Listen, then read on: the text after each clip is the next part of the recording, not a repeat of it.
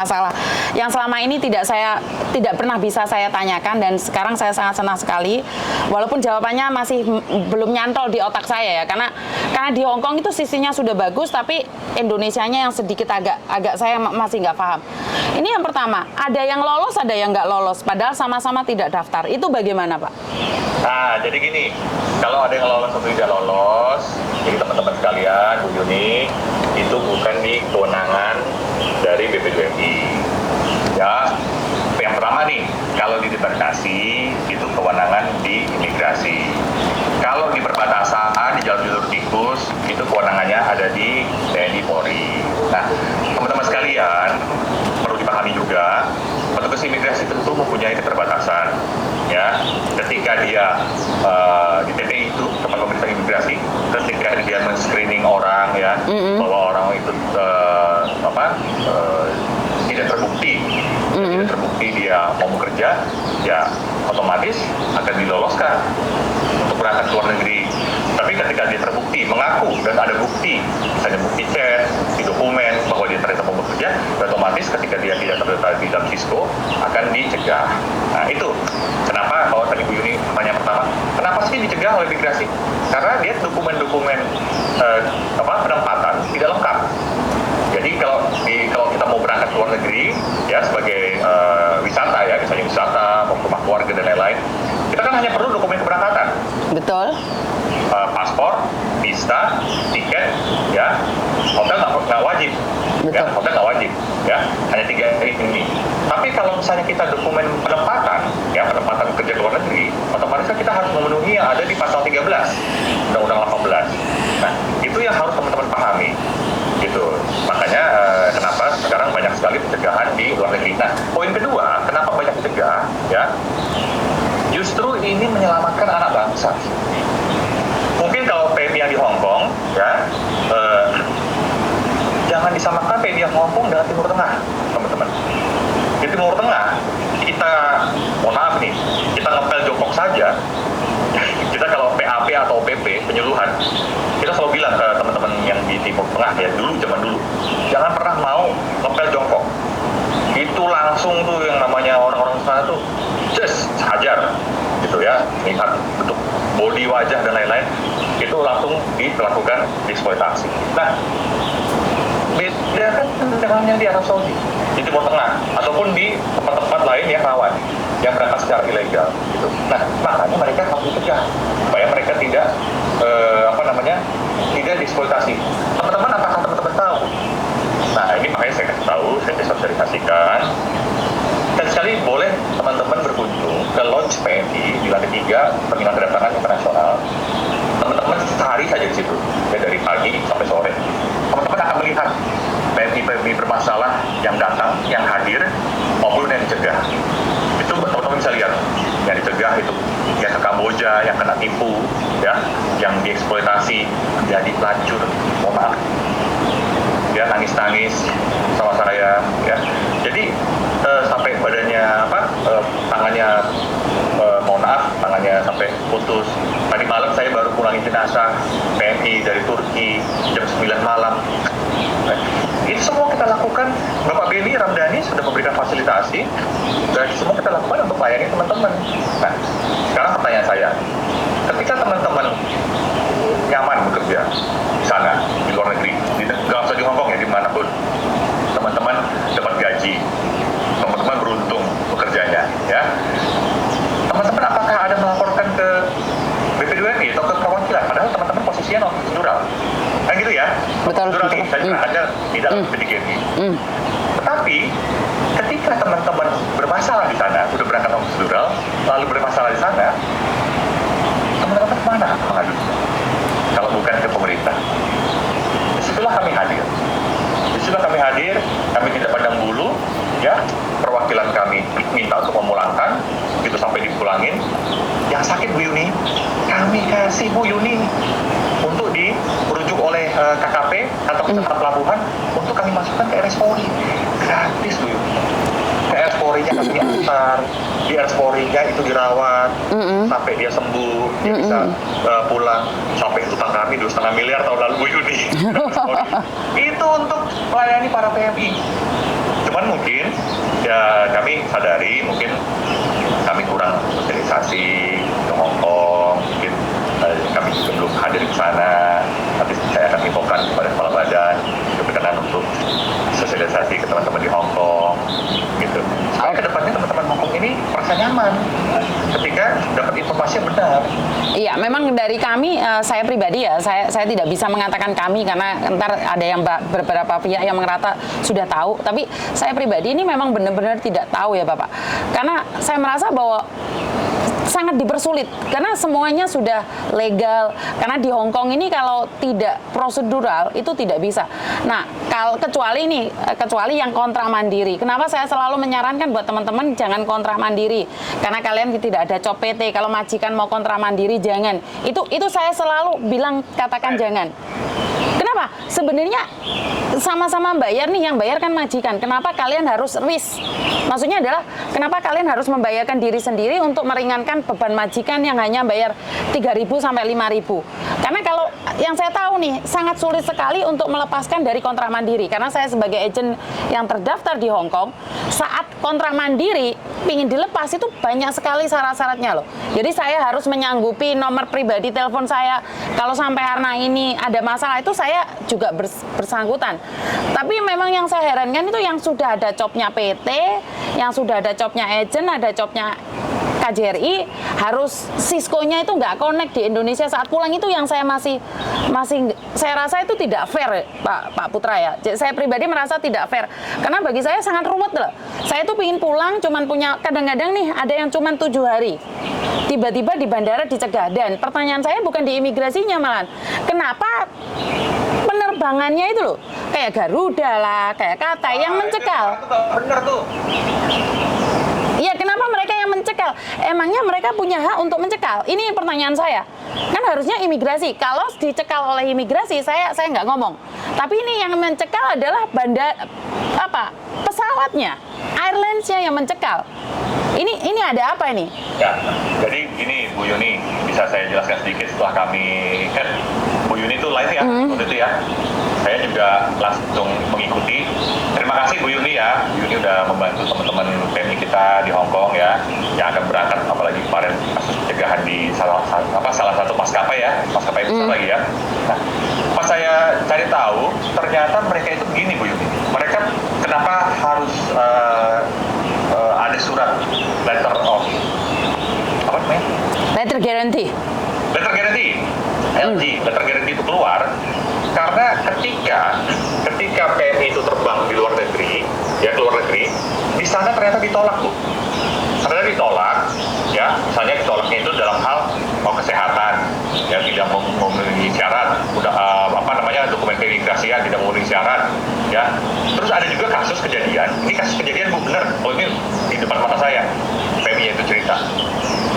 Mereka udah sampai sana nggak dijemput sama agensinya Bu, sampai 3 hari dan ada yang 7 hari, ada 2 orang. Sebentar, kalau di Hong Kong saya tidak dengar ya Pak ya. Kalau di Hong Kong itu cuma 1 hari karena waktu itu COVID, jadi masih belum kejemput. Kalau di Hong Kong cuma 1 hari. Nah, jadi kejadiannya waktu itu akhirnya melapor ke maskapai kita, lalu maskapai kita memulangkan. Nah, itu kan biaya. Jadi maskapai itu minta letter guarantee itu untuk menjamin siapa perusahaan di Indonesia yang bertanggung jawab ketika mengirimnya ke luar negeri untuk mengganti biaya pulangnya. Jadi seperti itu sih Bu yang saya dapat penjelasan dari maskapai yang besar yang kemarin. Oke, sebentar. Kalau di Hong Kong, sebenarnya saya ingin menanyakan pada maskapainya. Di Hong Kong pernah nggak kejadian sudah punya surat lengkap terus tidak diizinkan masuk? Saya rasa tidak ya Pak ya. Kenapa? Kan dia sudah masuk nih, kan nggak mungkin dibalikin, dia punya surat-surat lengkap.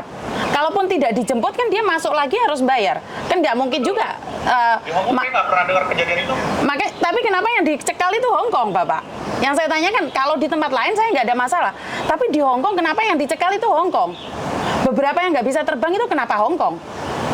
Saya nggak bisa jawab karena itu posisinya ada di maskapainya. Tapi yang saya lihat kemarin live yang Bu Yuni itu si petugasnya itu kan gelagapan juga. Karena memang saya itu ada bukti loh Pak Putra. Karena saya itu ada bukti loh Pak Putra. Beberapa orang itu harus ngasih amplop putih loh. Itu nggak bisa. Saya pernah kirimkan sama Pak Putra. Maka dari itu Kenapa tidak diluruskan ya? Jadi kalau memang ada aturan itu seharusnya kan airline-nya tidak boleh dong mencegah orang terbang. Harus jelas. Kalau imigrasi mencegah saya masih bisa sadari. Tapi ini yang mencekal itu nggak dikasih tiket. Bagaimana bisa ke imigrasi kalau nggak dikasih tiket?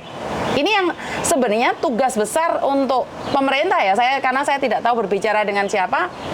Kalau imigrasi tidak mengizinkan terbang, saya masih bisa mengerti karena peraturan. Tapi kalau pihak penerbangan atau pihak airlines-nya yang mencekal, itu yang saya tanyakan Pak Putra. Jadi yang mulai tadi saya tanyakan, kenapa mereka punya hak mencekal? Sejak kapan airlines itu berhak mencekal orang terbang ke Hong Kong? Tidak ada di peraturan pemerintah, tidak ada. Dan kenapa mereka lancang mencekal? Apakah itu ditanyakan waktu? Ya tadi itu, dia alasannya karena seperti itu yang tadi saya jelaskan. Karena nggak mungkin Pak Putra, sekali lagi itu tidak masuk di logika. Beritahu dulu dong. Bukan, sekali lagi nggak masuk di logika. Orang sudah keluar dari bandara, tunggu dijemput 7 hari, nggak ada hubungannya sama Garuda. Nggak ada hubungannya sama Garuda, kan dia sudah keluar nih dari bandara. Kan nggak masuk di logika saya. Kalau 7 hari nggak dijemput, apa hubungannya sama Garuda? Saya juga pas lagi nonton live-nya Bu Yuni itu, logika saya juga nggak nyambung gitu sama si yang mencegah itu kan. Betul. Petugas yang cewek itu kan. Ini apa alasannya ini? Dia nggak bisa jawab kan? Nggak bisa jawab. Itu yang Bu Yuni cecer itu. Baru pas saya datang itu sama petugas saya ke sana, baru dijelaskan oleh manajernya kan bahwa ini begini ya nggak bisa begitu, saya bilang gitu. Itu posisinya Anda harus memberitahu dahulu atau melakukan sosialisasi, mengundang P3MI ya bahwa ini harus perlu ada surat dan mengundang BP2MI, mengundang Kemenaker. Tapi pemerintah nggak tahu sama sekali. Makanya harus disosialisasikan. Kalau memang iya, kami pribadi itu tidak ada masalah. Tapi kalau tiba-tiba dicekal kayak gitu dan dibentak-bentak loh, dibentak-bentak. Karena saya sudah ada korban satu nggak bisa terbang tapi telat. Dia sudah pesawatnya terbang baru dia lapor. Nah, waktu itu dia benar-benar posisi dari awal sampai anaknya nangis-nangis mohon-mohon dan dia bilang tidak bisa kalau nggak ada LG. Jadi ini yang harusnya ditanyakan juga sama Garuda ya. Sebenarnya saya pribadi ingin menanyakan Garuda dan kasih alasan yang tepat buat kami menerimanya. Jadi katanya tidak dikasih tahu KTP. Jadi sekali lagi saya imigrasi mencekal itu saya appreciate karena bukan orang lain, anak saya aja pernah dimasukkan di ruangan sama imigrasi, ditanyain, tapi ya sekali lagi karena anak saya sering keluar negeri tidak ada masalah. Itu bagus. Saya tidak merasa bahwa itu menghalang-halangi anak saya keluar negeri, tapi itu bagus. Berarti itu berlaku pada siapapun juga. Pada siapapun juga. Iya, tapi kalau di airlines itu loh Pak Putra, saya benar-benar masih pingin nembusin Garuda. Jangan mempersulit. Kalau bisa dipermudah, jangan dipersulit. Iya, iya. Dan pastinya kami langkah-langkahnya mungkin ya nanti kami juga Bapak Penyiaran Dani sebagai kepala badan itu sudah sangat concern dengan hal Garuda tadi. Jadi kita sebut merek ya Bu. Iya betul. Bukan karena memang merek ya, memang itu merek ya. Jadi memang kenyataannya merek Pak. Jadi sebenarnya saya tidak ingin menyebut, tapi ini pada kenyataannya Garuda yang memperlakukan itu. Ya betul. Dan maskapai lain nggak ada masalah. Ya. Tidak ada masalah. Tidak ada masalah. Jadi saya cuma ingin menanyakan kenapa mereka mencekal. Dan saya butuh jawabannya karena setidaknya kami tahu. Karena saya selalu ngajarkan teman-teman saya untuk sadar diri, sadar rai, sadar posisi. Artinya adalah kalau kita salah, kita berani minta maaf. Tapi jangan menghalang-halangi kami. Ini yang pertama. Terus yang kedua, tentang undang-undang nih Pak. Kalau Bapak tidak keberatan, tolong share ke saya. Karena jujur nih, kami tidak ada waktu untuk melihat undang-undang. Karena kami sendiri tuh di sini sudah tekanan mental sama majikan. Kita tidak paham tentang undang-undang. Biar saya jelaskan dengan versi saya. Bu Yuni seger. Iya. Iya. Dan sekarang itu tekanan mental. Iya, karena panas, Pak. Jadi kenapa? Karena banyak teman-teman yang merasa bahwa kita itu nggak tahu. Jadi kita itu kesini itu cari uang, Pak. Kesini kalau mempelajari undang-undang, kita nggak nutut, utek kita nggak nutut. Ya kalau yang pendidikan SMA ke atas mungkin masih bisa berpikir. Tapi bagaimana yang pendidikannya kurang? Jadi mungkin Bapak bisa berikan pada saya akan ambil poinnya dan saya infokan. Karena sekali lagi saya ini bukan siapa-siapa. Saya itu sebenarnya tidak tahu aturan Bapak. Saya tidak paham undang-undang. Jadi saya sangat terima kasih sekali sama Pak Putra, khususnya Pak Beni, yang memberikan ruang pada kami untuk menanyakan sesuatu yang kami tidak pernah tahu. Saya appreciate sekali, walaupun nada-nada kami kecewa, tapi kami sangat berterima kasih sekali karena BP2MI mau membuka diri menerima kritik dari kami, saran dari kami, dan masih banyak lagi Bapak yang ingin kami tanyakan, tapi berhubung kan nggak mungkin Bapak cuma ngobrol sama kita waktunya makan siang, dan appreciate pokoknya Bapak, terima kasih sekali. Kalau ada waktu kita ngobrol lagi. Anytime ya. Siap. Kan udah tahu nomor HP saya, anytime. Siap. Karena saya masih membutuhkan nomor-nomor yang Bapak janjikan untuk dihubungin di BP2MI di lokal-lokal. BP3A, BP3 daerah. Jadi ketika mereka pulang kampung itu hubungi BP3 sana. Betul. Saya masih nunggu itu. Jadi saya tunggu infonya berikutnya ya Pak Beni, Pak Putra. Terima kasih sekali dan bisa disambung lain kali. Terima kasih dan sampai ketemu lagi. Terima kasih. Sehat-sehat semuanya. Oke. Bye-bye. Assalamualaikum. Salam.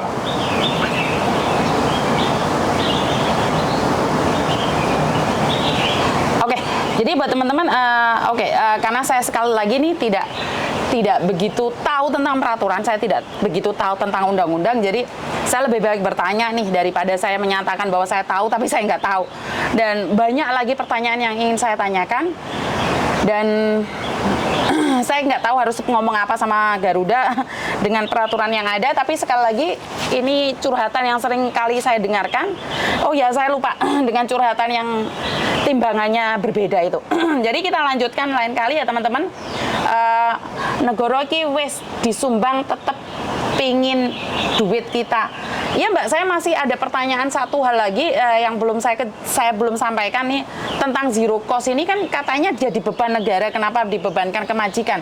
Ini yang masih jadi pertanyaan dalam diri saya pribadi, tapi sekali lagi kita tunggu aja bagaimana kelanjutannya dan bagaimana prakteknya. Saya tunggu kalian untuk memberikan informasi yang lebih lagi, dan jika ada kata-kata saya yang kurang menyenangkan, saya minta maaf. Bagaimanapun saya manusia biasa, kadang-kadang keceplosan. Dan buat Pak Putra, sebenarnya saya ingin mengucapkan banyak-banyak sekali terima kasih. Pak Beni, terima kasih sekali karena kalian mau tidak mau muncul di publik.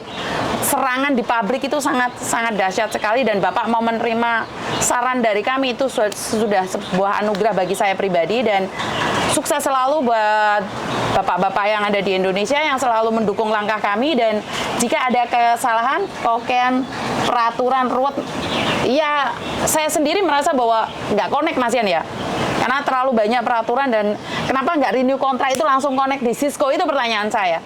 Jadi udahlah, kita nanya lagi, kita gecar lagi. Jadi kita nunggu ke depannya lagi. Dan jika ada pertanyaan nih, kalian boleh sampaikan di kolom pesan. Dan kemungkinan besar minggu depan saya juga datang ke Mabes Polisi Hong Kong 1 yang ada di Wan Chai. Jika teman-teman ada yang ingin ditanyakan di kantor polisi tentang apa, tentang kriminal apa yang ingin kalian ketahui, tentang hukumannya dan seperti apa, kalian boleh tanyakan ke saya atau inbox ke saya, DM ke saya.